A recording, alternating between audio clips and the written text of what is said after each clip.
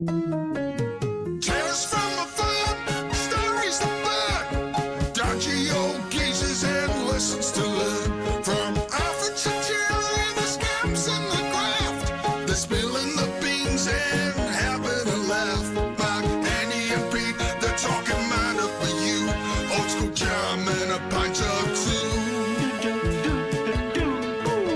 So press play now, don't miss a treat. You'll love the stories, put it on the slate. Tales galore and so much more. So listen now with her indoors.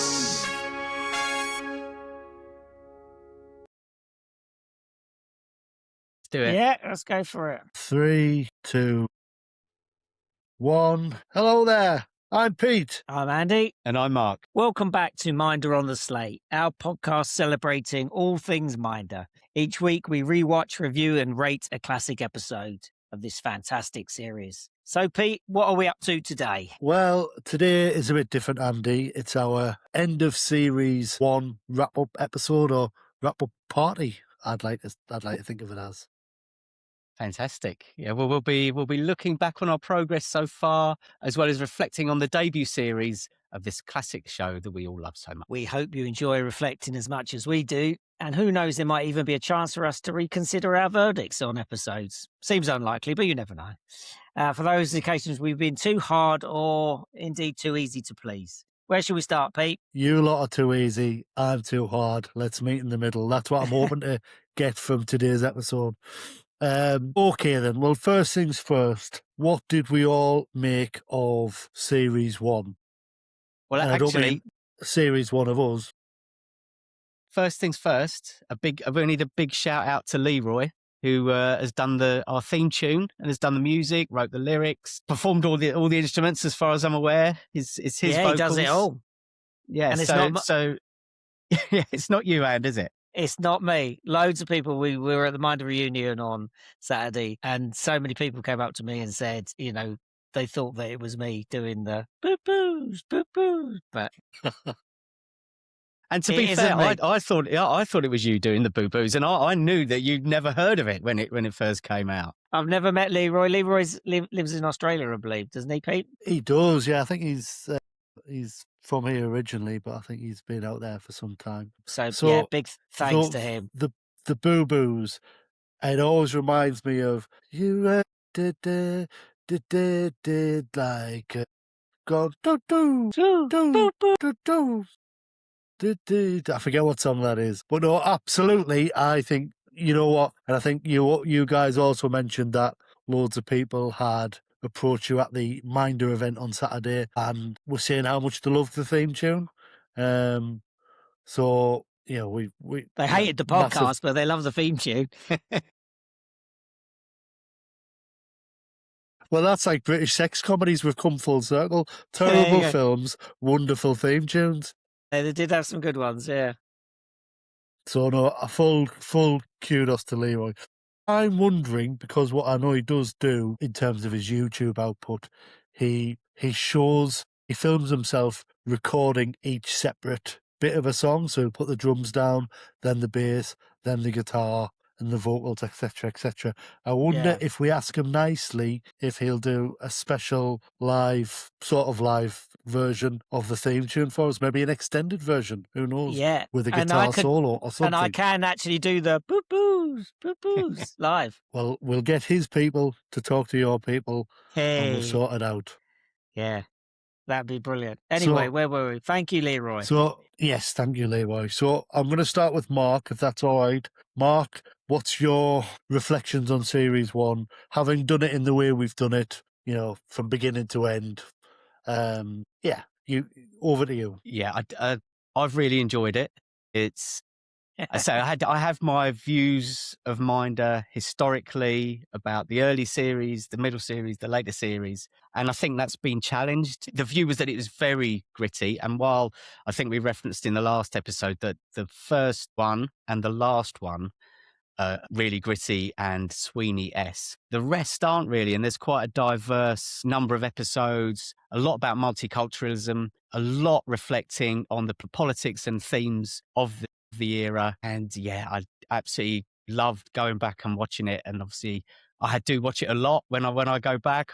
Generally 4 or 5 times, and it gets better with every watch. You fall in love with it a little bit more every time. It's been an absolute pleasure, and it's so nice to meet so many people on Saturday who are enjoying listening to what we do and encouraging us. And having that encouragement makes it even more worthwhile, I think. Well Yeah, I said. mean, I like it. yeah, I'd have to agree wholeheartedly. I think the thing that I've enjoyed most is, again, going back to Saturday, is having people saying they were doing exactly what we set out to do. Is watching the episode and then listening to the podcast and hearing our thoughts on it. And that's exactly what we wanted to do, wasn't it? When we set out, we wanted that's what people would do with this. Is like it's a company piece, isn't it? That to go along with it, and hopefully they're all there. So hope people can keep on watching the show and then catching up to see what we thought of them.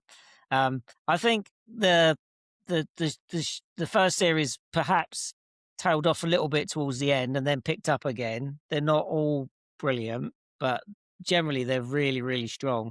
And the thing that I noticed most is how much they were fully formed already. You know, Terry and Arthur are very, especially in the Leon Griffiths episodes, are there, aren't they?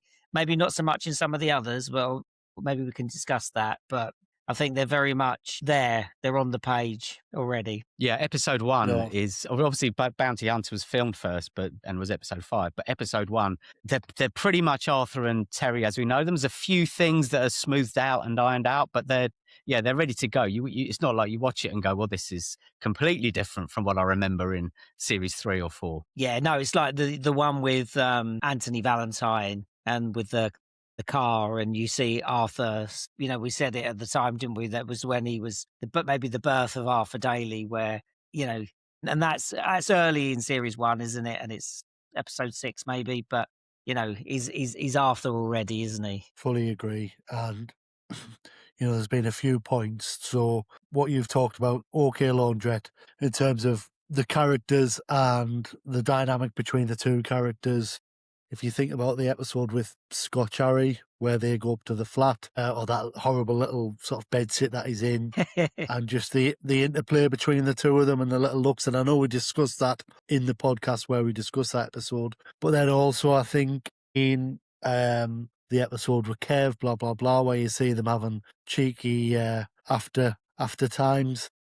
Yeah, I think on a Sunday afternoon in a pub somewhere. So yeah, we get a real sense of that, and it's definitely not as embryonic as I think my memory had fooled myself into thinking. That definitely. Mind a series 1's miles off what it becomes, and it isn't. There's just maybe a couple of instances where they were just still finding the feet, and the characters weren't. To be fair to the writers involved, they didn't quite know that they'd got the brief, but how you meant to get, no matter how good the brief was, you're fishing about in the dark, really, aren't you? So yeah, that's definitely a takeaway from me in terms of series 1. It's not as in its infancy as I perhaps was under the impression.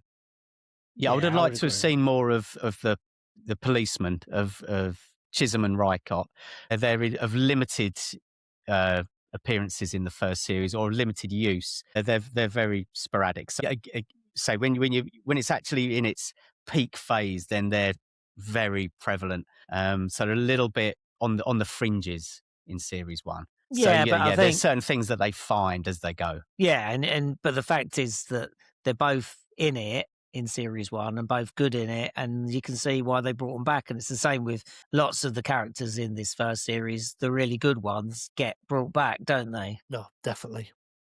Only some of the And really good ones, though, and there are really good ones that don't come back. So let's not jeopardize our I know what you mean. Hall of Fame.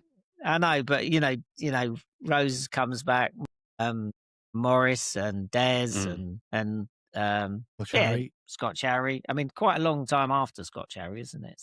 But you made a point that if you think about the rare occasions when characters other than regular guest appearances and characters do make a second appearance, I would say, and I feel a spreadsheet coming on, Mark, or maybe a pivot table. I'll leave it with you.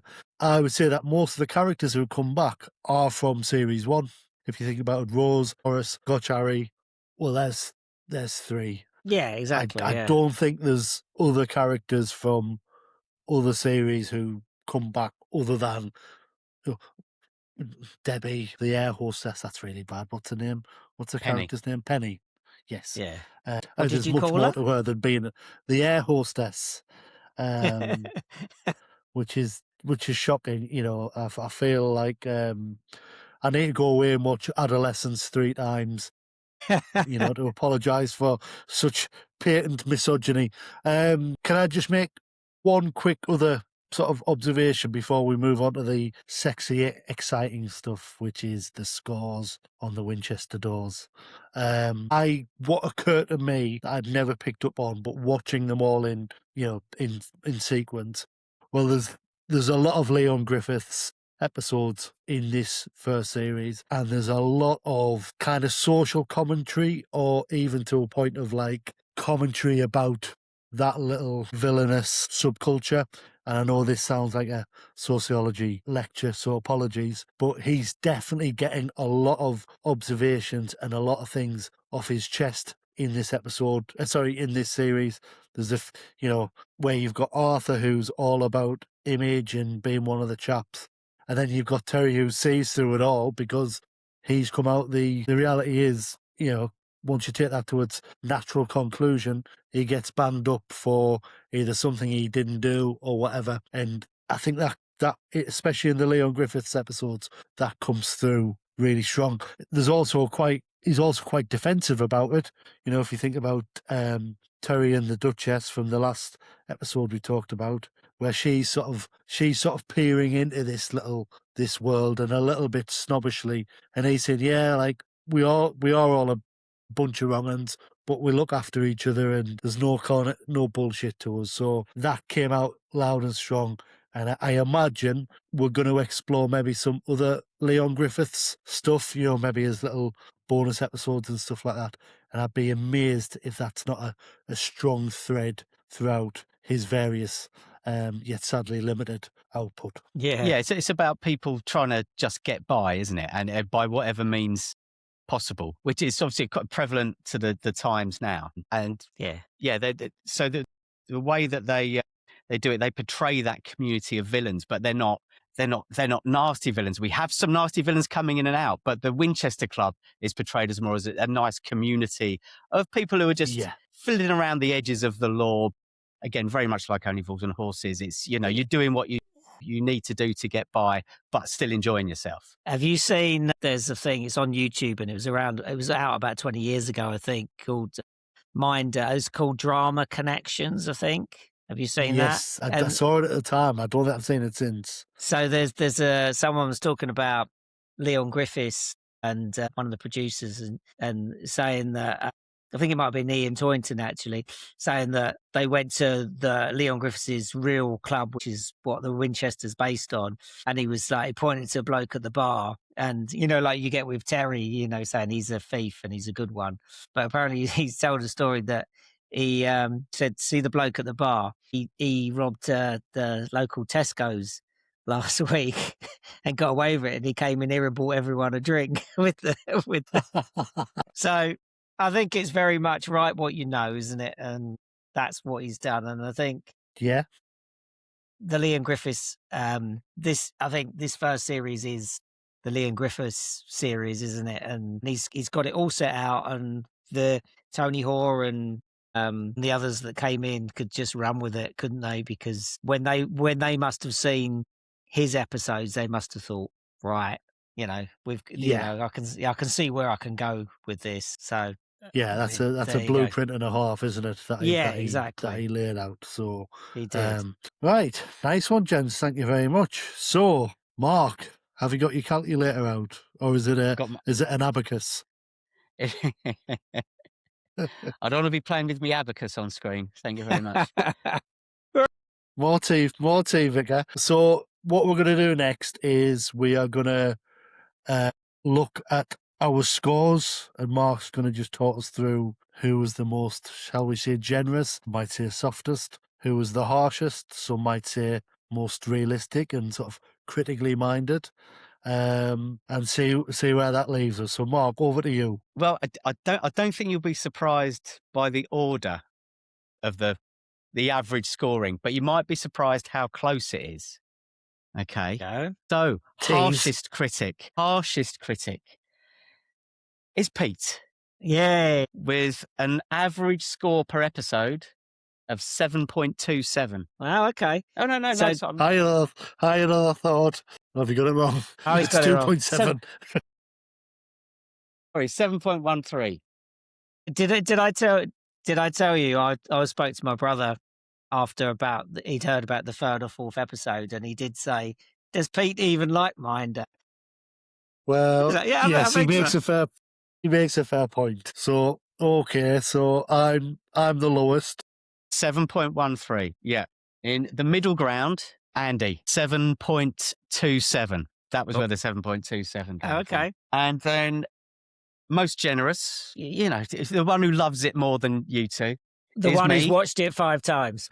And my average is 7.32. So the averages are not very different at all. Wow. There you go. And yeah, if you actually, because there are 11 episodes, and I gave a total score out of the 110 points available. I gave 80.5. Andy, you gave 80. And Pete, you gave 78.5. So there is not really, in the overall scheme of things, much between us.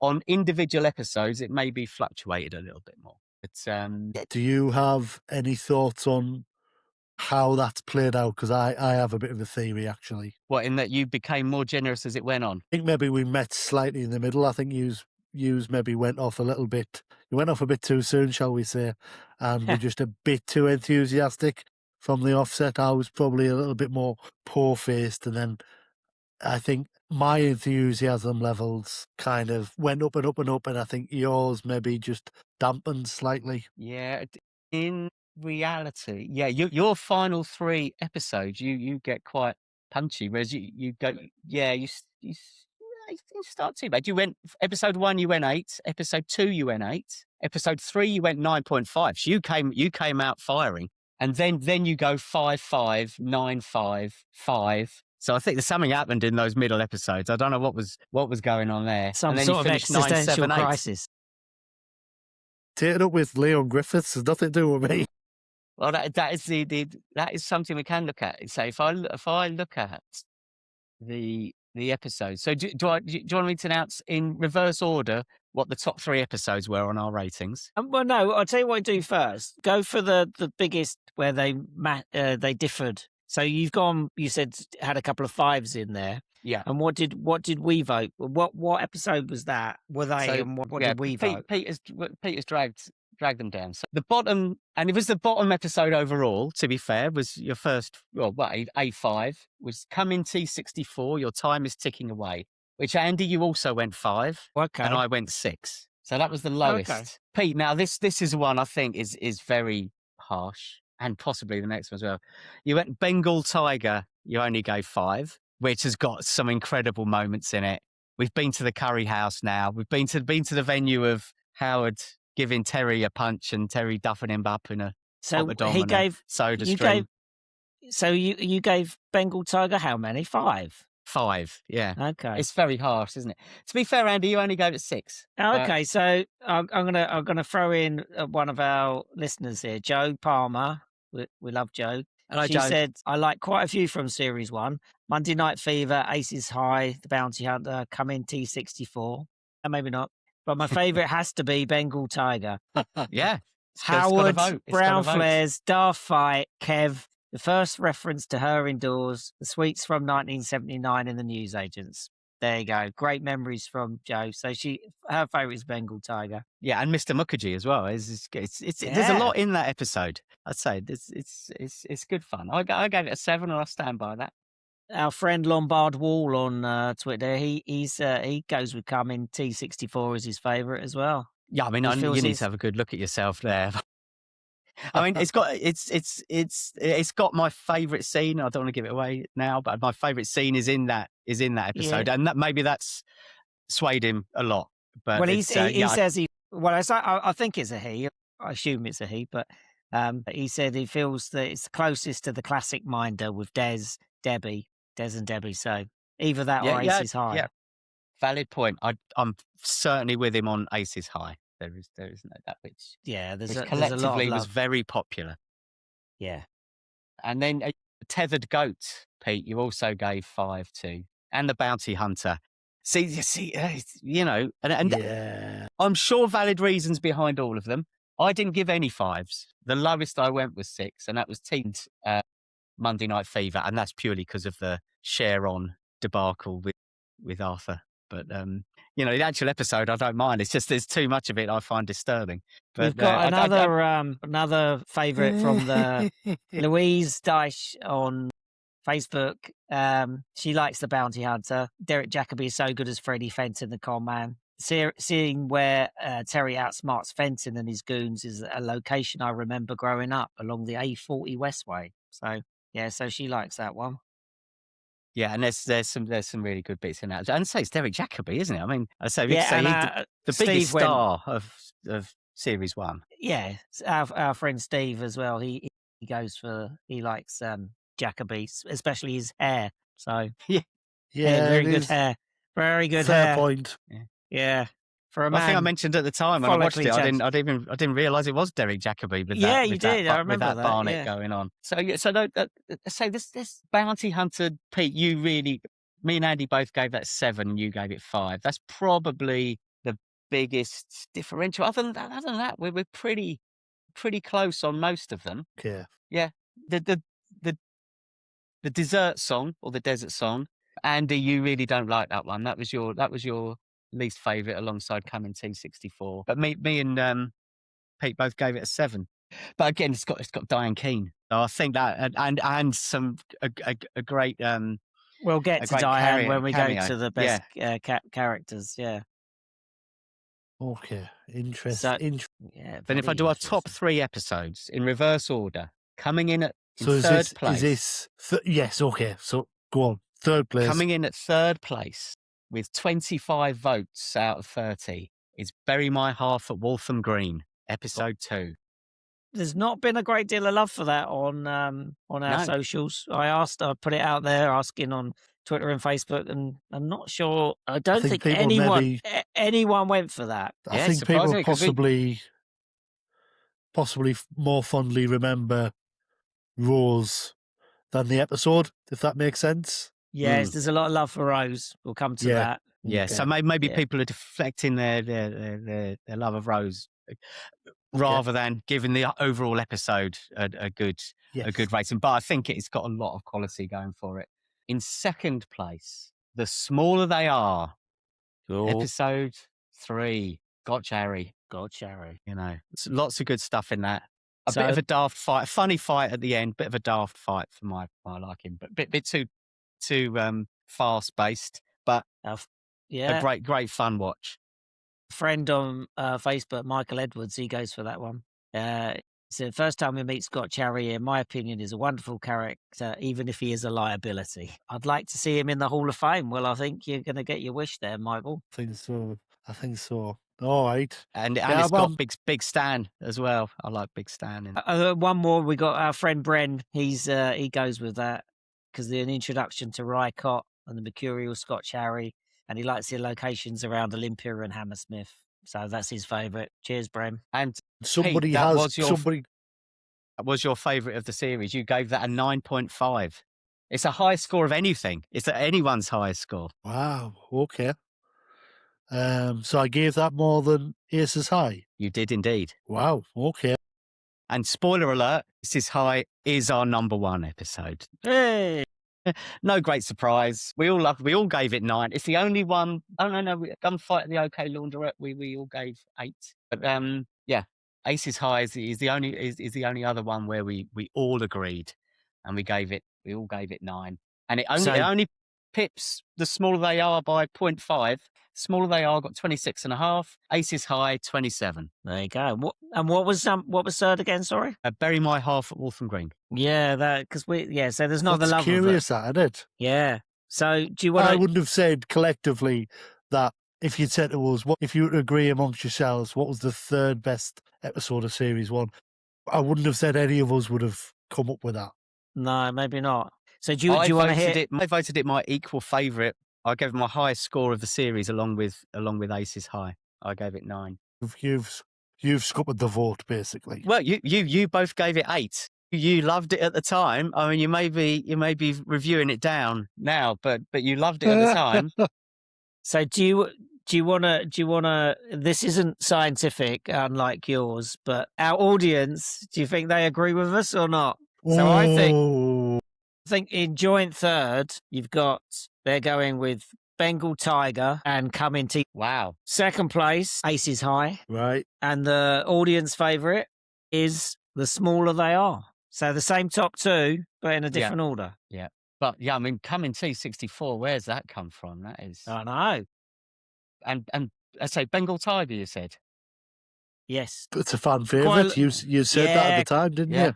Yeah, quite a lot of love for that. Whereas, those are our bottom two on ratings. Come In T64 and Bengal Tiger. There you go. See, apologies if I'm jumping ahead, but I would have said OK Laundrette was better than Waltham Green. Well, it only gets 1 point less, and it is fourth on our list. So I'll run down our list. I'll run down from the top to the bottom, so you can get a feel for it. It's Aces High at number 1. The Smaller They Are at number 2. Bury My Half, Waltham Green, number 3.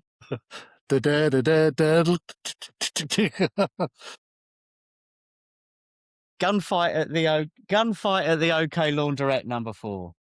Monday Night Fever, number 5, which I can't believe. Love it. You Gotta Have Friends at number 6. The Bounty Hunter at number 7. The Dessert Song at number 8. A Tethered Goat at number 9. Bengal Tiger at number 10. And Come In T64, Your Time Is Ticking Away at number 11.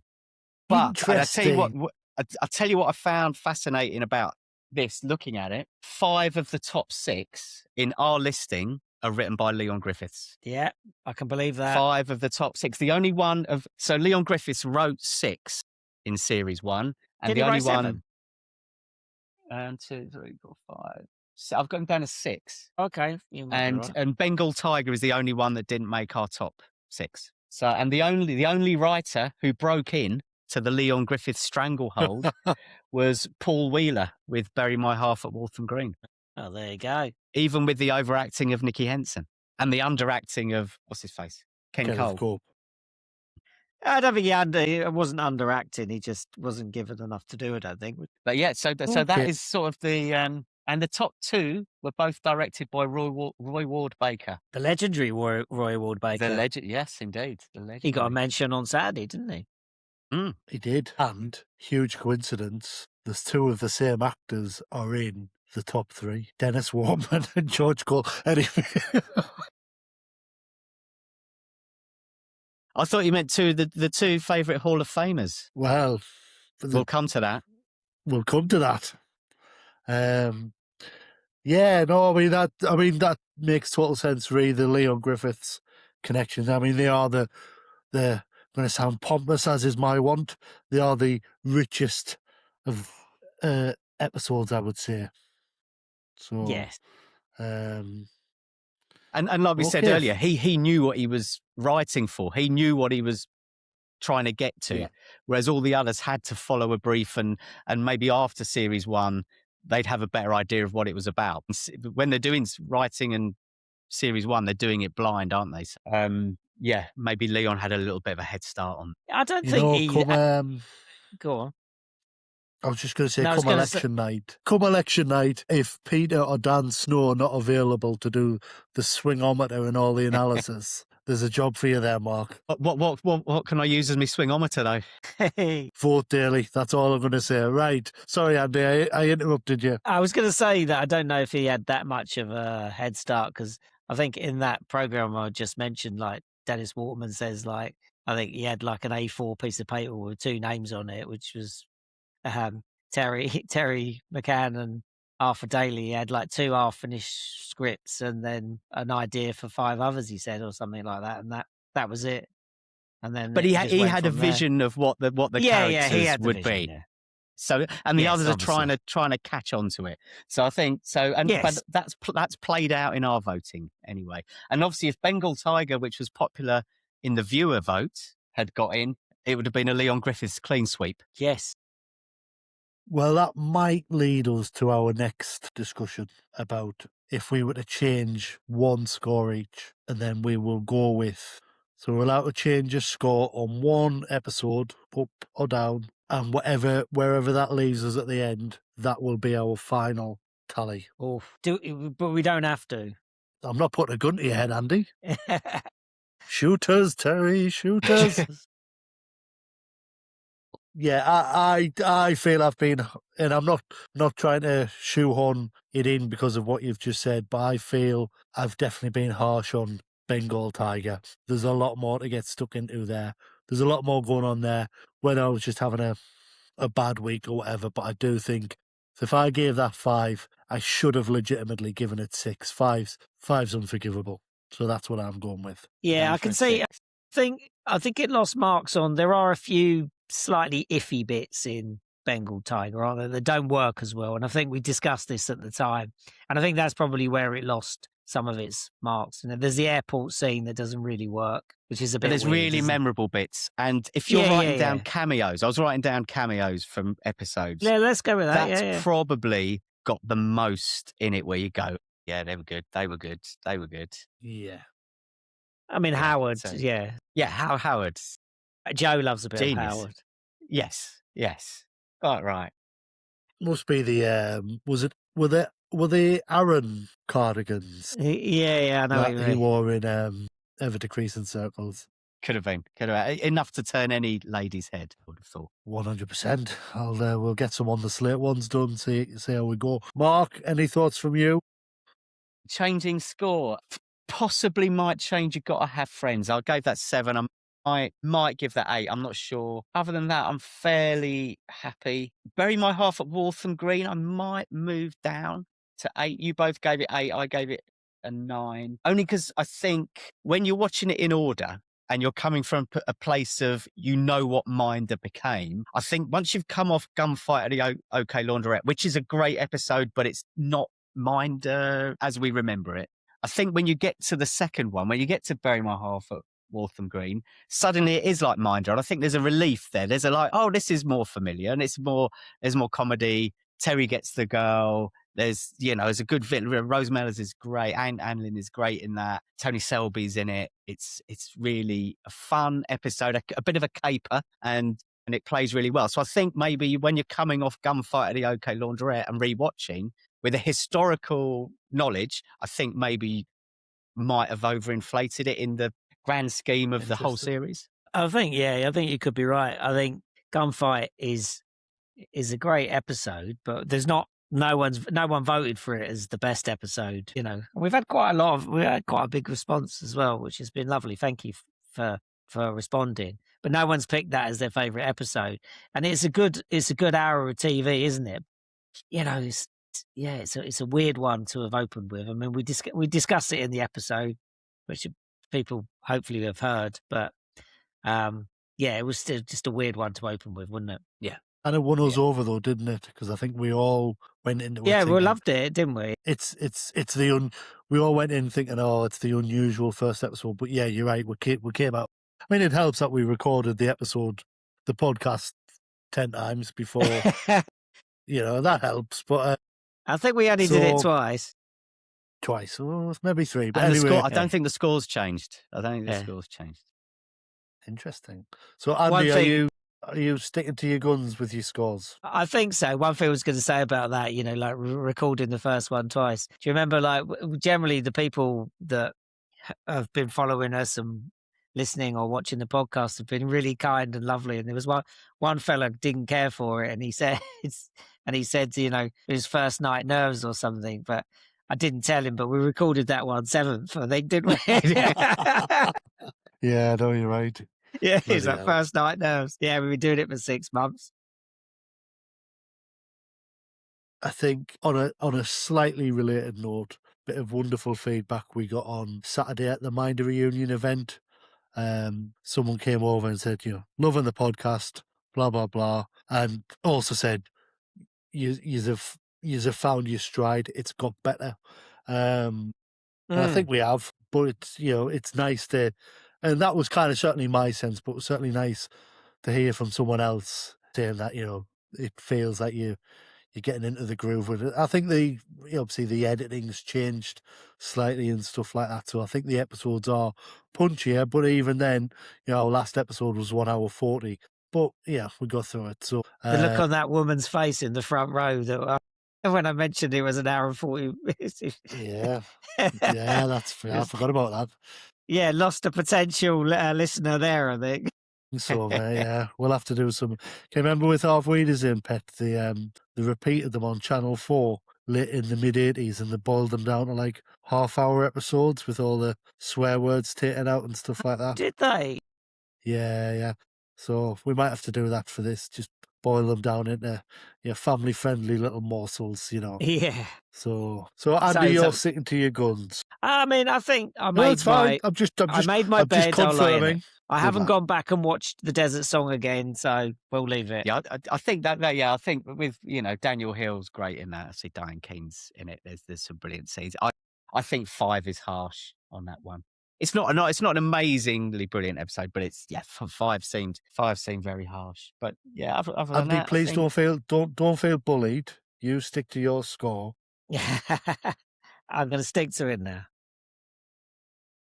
When we do the after the series 10, when we do the wrap up of the wrap ups, then I'll go back and watch it, and then I'll decide. Right. I Right. will hold you to that in 3 years' time. Okay. Shall we 3? move on to Cameo Kings? Yes, let's move on to Cameo Kings. So right. we've made this distinction because obviously we have the discussion about the standout guest stars and the guest stars Hall of Fame, or the guest Hall of Fame, as I keep on wrongly calling it. Then we've also got recurring characters as well as the core characters. But we did think it was worth referencing that there are a number of really excellent and memorable cameos. And although we might mention them in passing in each episode, we don't get to celebrate those as much as we'd possibly like. So that's why we're going to talk about Cameo Kings and indeed Queens. Yes. Okay. Who wants to go first? Would you want to pick out what your favourite cameo was, or maybe your favourite 2 cameos? Oh well, let's just chuck some names out there to start with. I'm going to go Roy Kinnear. Kinnear. Yeah. Yeah, to be honest, I didn't even write that down in the end, and I love Roy Kinnear, but I didn't write Did you that not down. write that But one down? It is entertaining. I didn't, no. I mean, and it is just a funny weird little performance, isn't it? Where he when he just chucks himself on the bed at the end. But that is what I would consider as a cameo. I think, if you know what I mean by that. Yeah, it is.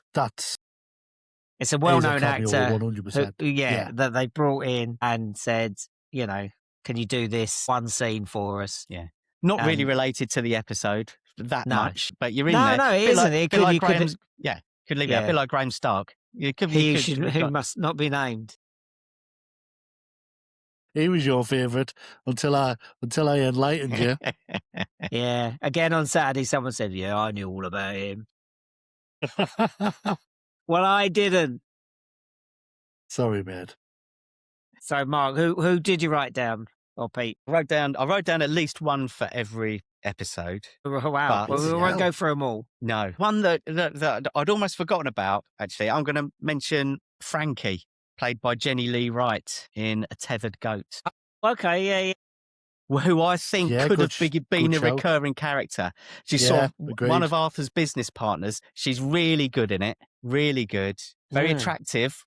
Could have been a useful foil and in doing deals. And it almost feels like she is being built up to be a recurring character.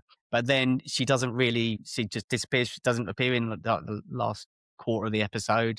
And then we never hear of her again. Or Arthur's massage parlour. No. I mean, that's a little bit of a weird thing, isn't it? There are a few where they just chuck it in. Well, this week he's got this, and this week he's, this one, because the Waltham Green is in quite a posh office, isn't he? Mm. And then, and then next week he's in a massage parlour. Yeah, and he's got Arthur Daly and Company, Daly International, Daly London Limited, Daly Holdings Limited, and Candy Cabs. Those are just 5 of the ones I wrote down of his organisations. There you go. Did the massage parlour have a name? I don't think so. No. Because you see it from the outside, don't you? You see him walking in on. Yeah, but I'm not sure you see the top of the shop front. And Pete, any cameo kings or queens that you'd like to throw in at this stage? I'm going to throw in a king and a queen. I think Tony Selby. I think he's a memorable heavy. He's meant to be a bit lumpy and hard, but he's also a bit slow. Some real good comedy comes out of that in terms of him and Rose, and then him and Terry as well. And I'm right in thinking he comes back in the second Rose episode, doesn't he? Yeah, he does. Yeah. Yes. Yeah. And then, good call. I'm going to go with Linda Regan from OK Laundrette. Yeah. She, sadly it is her only appearance, but she kind of sets a little bit of a precedent in terms of, I don't want to use the phrase tarts with hearts. Obviously I've already sort of apologised for my rampant misogyny in this episode, but she brings a bit of glamour. She's gorgeous, but she's funny, good comic actress as well. And so, I think she, one of the things we said at the time was OK Laundrette has the feel of it could have been a standalone film. Yeah. In another world, if maybe a conversation had gone a different way, maybe it would have been. Who knows? And I think she just adds a bit of, I think she's a really, she's very becoming of this sort of, I'm not going to say femme fatale role, but, a bit of glamour, bit of wit, bit of charm. When she turns Terry's head. And to be fair, he likes the ladies, but he's a man with standards. And I think he's also generally attracted to people with a bit of substance, people with a bit about them, and I think she fits that bill perfectly. So they're my two. Yeah, that's really good. That's a really good shout, actually. And I suppose maybe we should mention Diana Mallon at this point as well, because Debbie's great in it as well. Not a cameo. Not a cameo. Well, it kind of is at this stage, isn't it? But yeah, we've got to make sure that people don't slip. I think one of the things we must do going forward, we reference our guest stars. We're going to reference our cameos. We need to be careful not to skirt over the recurring guests, if that makes sense. Yes, exactly. Because we've got some wonderful people: Des, Debbie, Dave. They all begin with D for some reason. So one to think about come series 2. Yeah, obviously Howard we have mentioned already. Yeah, but Stanley we gave him a lot. As the heavy. We gave him a lot of. And also, I mentioned Big Stan. I'll re-emphasize Big Stan. I think he is probably my favourite cameo in it. Good shout. Yeah, he's Dave Jackson. Great performance. I'd say plays it really straight. Bit of an idiot, but a really lovely character. Yeah. What about I like Kevork Malakayan? Well done, and I thought I was going to suggest him, but I didn't want to try and pronounce it. Yeah, I've got to do it, Morris. Yeah, no, he is good. He is really good. He is really good. I love that. It's a great episode. It's the best episode. Everyone. Yeah. agrees. So mustn't overlook him because he is very good in that. I've got to do it, Morris. They're all sweating all sweating the tits off at that scene. Absolutely brilliant. Yeah. It's like proper high octane, high pressure stuff. So all good shouts. And this is, we've mentioned this in terms of the casting. People bang on about the Sopranos and how so much effort went into the casting and blah, blah, blah. And this is, I'm not going to compare apples with pears. It's a totally separate thing. But I think something similar can be said for Minder in terms of, you think about the main stars, the recurring stars, guest stars, the cameos. That's before we get to the sort of famous walk-ons and stuff like that. Yeah, there's a lot to be said for it, and it just adds to the, to use that phrase again, richness of the episodes. Because if it was just a load of no marks, none of this would be that memorable, or it'd be certainly a lot especially less memorable. it's series 1, so no one knows. People know that it's like the follow-up from Euston Films from the Sweeney, but no one knows it's going to be this like incredible runaway success. So the guest stars they get in are really strong, aren't they?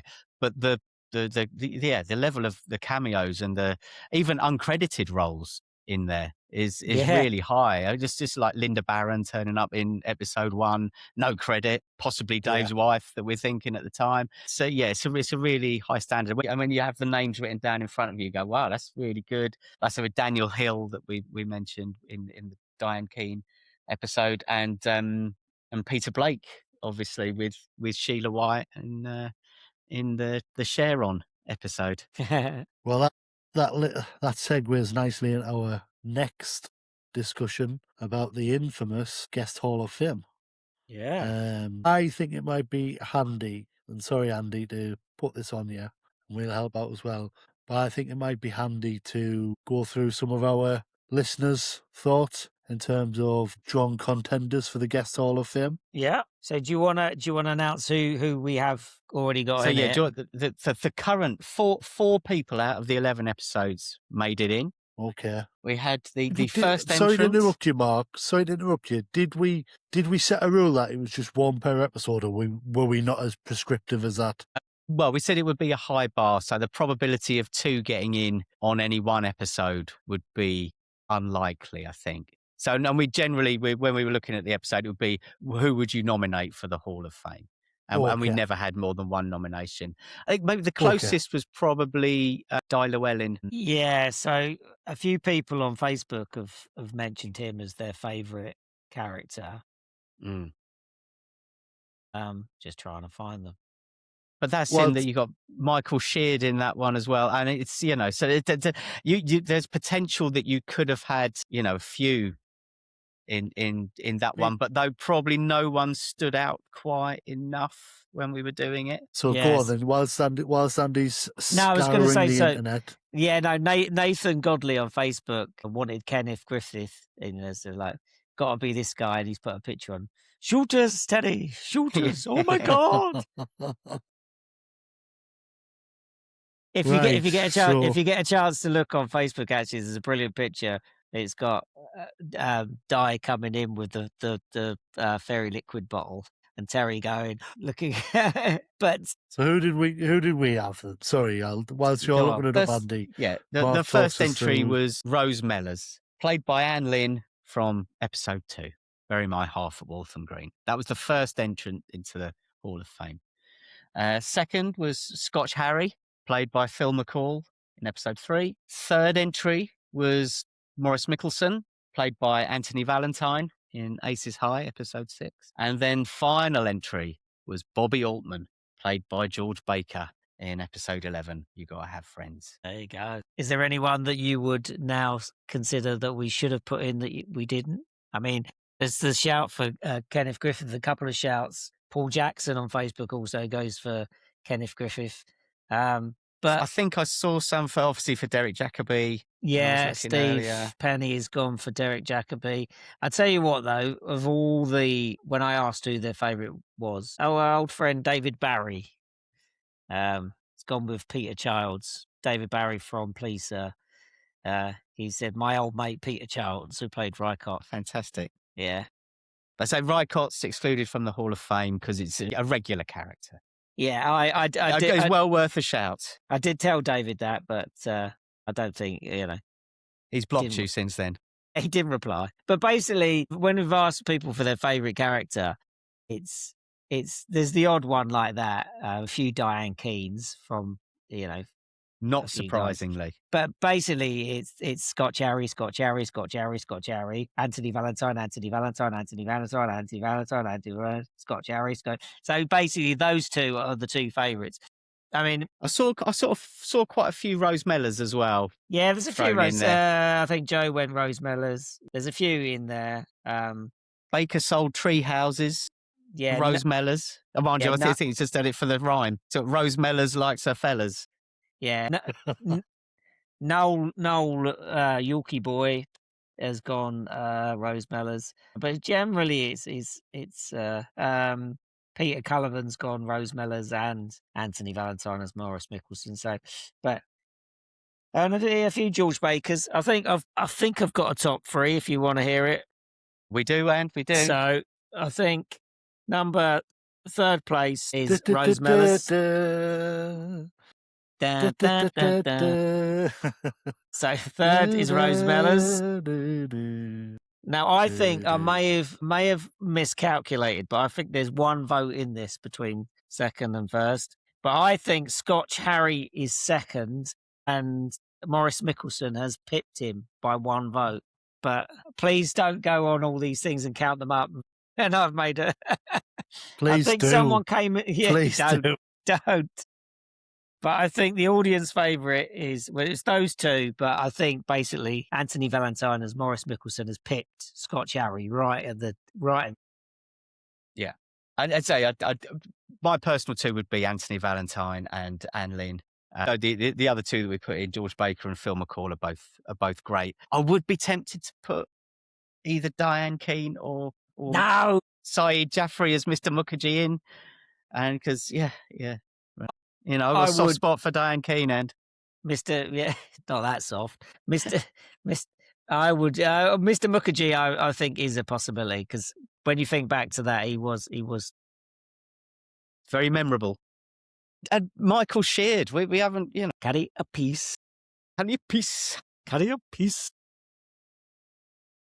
I'm struggling to see why. And no offense to her as a performer, as a human being, as a woman, I'm struggling to see why Diane Keane would be a legitimate consideration for the guest star Hall of Fame. Well done, you got it right this time. So I think I said it earlier on, but maybe it was one of you two, but it's quite good. But so I'm going to claim it. But I think we suggested that to get in the Hall of Fame, it would be a character that you would want to see come back. So, and Rose Mellors, Scotch Harry, and these people, and Morris Mickelson, they come back in other episodes. Would you really have wanted to see Diane Keane other than the fact that she's a beautiful woman? Was it a great character? I don't think it really was. But I'm not so keen on that episode. It's basically a shame George Baker didn't come back as well as Bobby Altman, didn't he? No, I mean he does come back. He does come back, but it's not. Yeah, it's a different. Yeah, but there you go. I fear we may have been harsh by not including Kenneth Griffiths and possibly Mr. Mukherjee.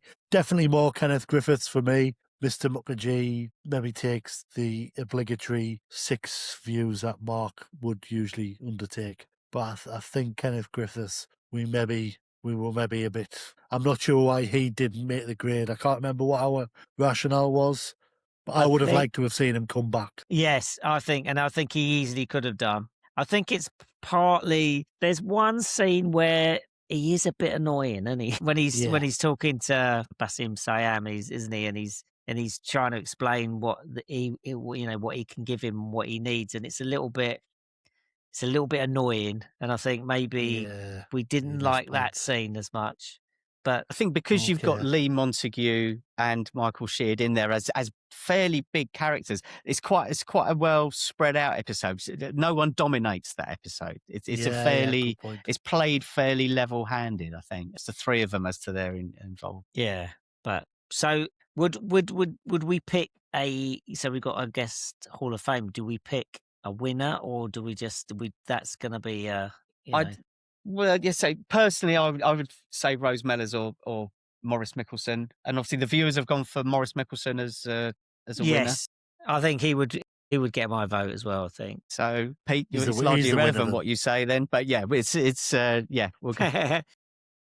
As ever, he's the official star in terms of guests. Yeah, well, I think I think we have our Hall of Fame, and the viewers have picked him as their favourite. So, and we're happy to go with that. I think. Yeah. The people have spoken, and we have listened. Yeah, Anthony Valentine, great actor. He's a man. Yes. Would have been a good Bond. Well, I will. Oh, that's a good shout. It's a very good shout. One final thing I will say about Morris, and we said this in the episode, that could be an episode about him. He actually transcends guest performer. Really, for me, he's the main star of Yeah, that he's the star. Yeah. of that episode. And if there'd been a spin-off, I know these days you have universe and Marvel universe and the spin-offs for everything. If that was a thing back then, I would have loved a Morris spin-off. Yeah, definitely. So there we have it. No, I like that, and I think that's what I'm saying about being in the Hall of Fame. You want these people to come back. You want to see more of them. Yes, If you want to see more of Diane Keane, watch The Sex Thief. right. I'm calling a moratorium on references to the Sex Thief from here on in, because she's never going to come on the pod now, and never You mind. think she would have anyway? It's not that impossible, but well, it is now. So anyway, never mind. Oh, wow. C'est la vie.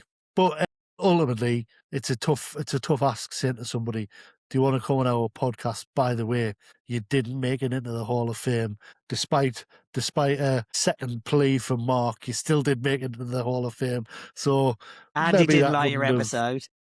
Yeah, exactly. So Andy hated it, I would say. So No, not hated. yeah, not hated it. So very good. It's been class reading all the comments from friends and listeners about the favourite episodes and the favourite characters. Yeah, it's been from good, the and series. we've only scratched the surface really, and I wish we could have read out more, but it could be a bit boring, a man reading stuff off a computer screen. But yeah, thank you for everyone that joined in and said what their favourites were, because we really appreciate you joining in with us. That's what the whole thing was about. And like when we started, almost a year ago now, the idea that by the time we did like the end of this series, this many people would be listening and watching and joining in, we would, that's what we hoped for, but realistically seemed very unlikely. So thank you for joining in. We really appreciate it. 100%. Totally. Yeah. So we now have a couple of. We're gonna probably round things up shortly, if that's all right, gents. Yeah. A couple of conversation topics before we sign off for this series. So this suggestion came from friend of the podcast, Shane Worley, who is a professional podcaster. I can never say it. Does a podcast called Sprybury, I think. Apologies, Shane, I've had a drink. And his question was, what would be a fun question? Which characters would you love to go for a pint with? And I think we can open this up to the full sort of gamut of characters, from Arthur and Terry down to the man in the calf. Who would you like to go for a drink with, and why? Diane Keane. Well, that links into our next section. Who would you most like to have? As you were, Diane Keane. Andy? Well, specific characters. I mean, Terry and Arthur and Morris, when they're in the Winchester that time, that looked like really inviting, didn't it? That's where you'd want to be on that Saturday afternoon. And you also mentioned like when they had the lock-in on a Sunday afternoon as well. And little things like that is my kind of drinking, I think, rather than clubbing or. But we've actually had a drink with Des, haven't we? Technically, We have him on in a couple of weeks as well, won't we? yeah. You'd always like to have a drink. The banter between Des and Terry is great, isn't it? And I think I said at the time that it's like it's Del and Rodney kind of thing, and like you love to have a drink with those two, wouldn't you? I mean, we can rule out Scotch Harry, can't you? Because he'd be an absolute liability. Whether he's it would be a psychedelic nightmare. cocktails. Yeah, we don't want any of that. What was it? Blackcurrant. Is it Drambuie? Blackcurrant, and something else. Cider or something. Yeah. Or red wine. Red wine.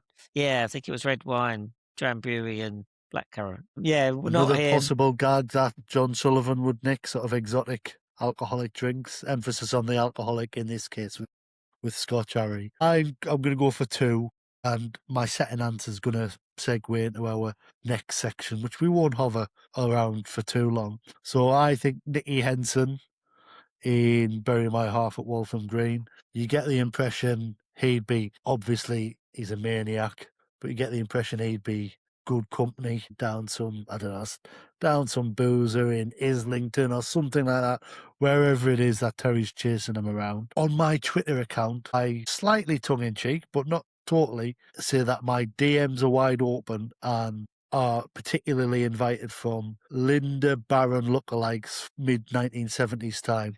So she would be maybe the lady I'd take for a drink, which maybe is what we should rename the next section rather than what we've got written down.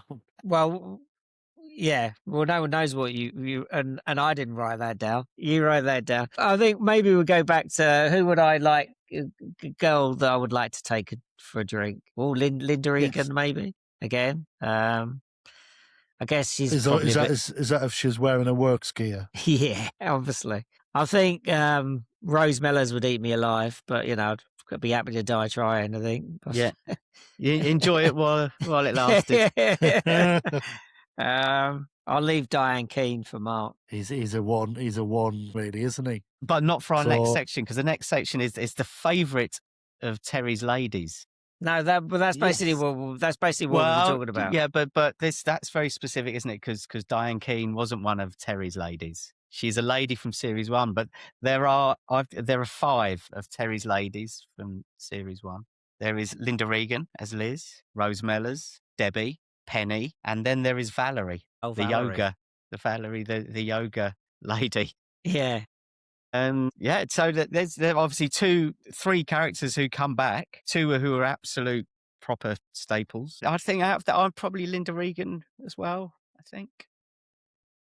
I'm with you, Anne. I'll fight you for Linda. Good luck. Look, there's no need to fight, lads. You can have Diane, he can have Andy, I can have Dave's possible missus from behind the bar. It's all sorted. So there you go. There you go. So, yeah, a slightly, what could have been a more salacious note on which to almost end the podcast with. But you know what? As is our want, we kept it classy. And for that, I thank you both. You're welcome. Good. So, on to our final section. We are, mate. We've got a script today. You've probably noticed how tight we are. And we've got to section 10, which is entitled What's Next for Minder on the Slate? So what is next? Discussion about future plans for the podcast beyond standard episode reviews. So I don't know. I thought this would, we've got a few things listed down, but I thought this would be an interesting discussion for us in terms of what do we fancy doing next beyond what we are doing. And it would be nice to hear back from people if they had any thoughts on what we come up with as well. I've got a few thoughts. Andy, do you want to go first? Well, I quite like to do. We've talked about the specials. I quite like to do this, but maybe talk about something Minder related, but not an episode. So we've talked about doing some Leon Griffith stuff, and with the Minder book possibly, and reviewing that might be quite fun. Anything really like that. And we've got a friend of ours, Paul, haven't we, who's written a thing about the Leon Griffiths film, The Squeeze. So it might be interesting to do that. I'd quite like to get Paul was quite keen to come on and talk to us about that. I think I haven't seen that film for donkey's years, so I'd really like to maybe talk about that. And I'd like to do a little bit more live stuff. I think, and go out and meet some people and talk Minder with our friends that we've made would be quite nice, wouldn't it? Yeah, and Minder pub crawl. I think we've mentioned as a possibility. I think there's plenty of locations to head round and have a look at and have a few drinks along the way. I also wondered if we'd been better organised, whether we could have had the top episode, so like Aces High, or the one we've picked as. That was the top one, wasn't it? It was the top one, and good memory. Yeah. So we could put it on somewhere, like we were at the Cinema Museum and maybe shown it and then talked about it afterwards if we'd been a bit better organised. That might Yeah, have worked or quite yeah, well. Minder on the Orient Express do Yeah. the big like film running. But get people maybe on to some watch it. screenings. I don't know what the legal thing with that is, whether you can show them or what you. But I'm really into that side. I'm really. I take a slightly Arthur Daly approach to the legality of these matters, but I wouldn't want to drag you down with me. You know what? I think that's a really good. I think that's a really good idea. There's got to be, and I know you're not suggesting this. There'd have to be more to it than just showing the episode. oh yeah, of There's the course, yeah. potential discussions. Joking aside, remember the true crime thing that you mentioned in terms of OK Laundrette? Yes, yeah. The Is there, spaghetti anyone house. here? House incident. You can hear me. I'm just checking. Yeah. Yes, but we know a true crime historian, for example. Yous have definitely met her, who could probably talk to us about that. So there's just there's loads of possibilities with stuff like that. Definitely. Yeah, because I think the people that we've met would, they all love Minder, and that's why they listen to this. And I think they would be happy to get in a room with their fellow fans and either watch it or talk about it, or I think they'd love it. I think it would go down really well. So would like to do more of that. A bit of a social after, because that's always lovely as well. Of course, we're very Yes. sociable people. Social animals, really. No, that definitely gets my vote. The live event stuff. Any thoughts in terms of? I mean, I think we've got to stick to our core business, which is talking about and picking apart the episodes, because that's the core business of the podcast. We really enjoy doing that, but there is the scope to do other things such as interviews, whether that's people who were involved in the show, other fans, collectors, celebrity fans, etc., etc. And we have got a couple of possibilities in the pipeline which we're exploring at the minute. But I think that could be fun as kind of extra content, specials. Yeah, definitely. Alongside the episode discussions. Yeah. So, we've got and a couple then of... but in respect of the episodes we're doing now, so series 2, we're going to have a short break, aren't we? And then we're going to then start recording those, and they'll be out probably, I don't know, probably give it a month or 6 weeks or so, and then we'll start series 2 coming out. Yeah, I can't wait. Because I was in on my own the other night and I watched Here We Go Again. You little cheeky grin.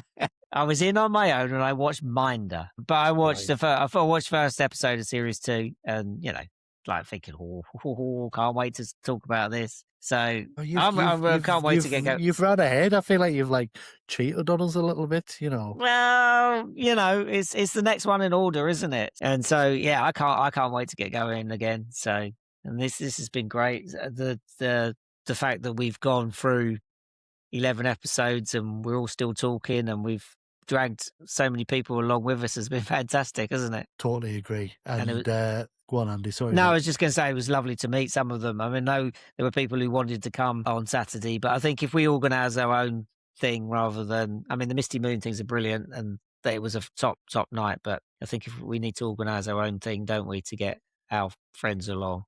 Yeah, potentially. And I think there's also the potential of it's a lot easier for potentially us to travel about a little bit, maybe, than it is for obviously the actors who were in the program and stuff like that, and because there's a whole sort of entourage attached to those events, whereas really we've got the freedom of even of just the three of us. Yes, exactly. Hitting the road and going somewhere.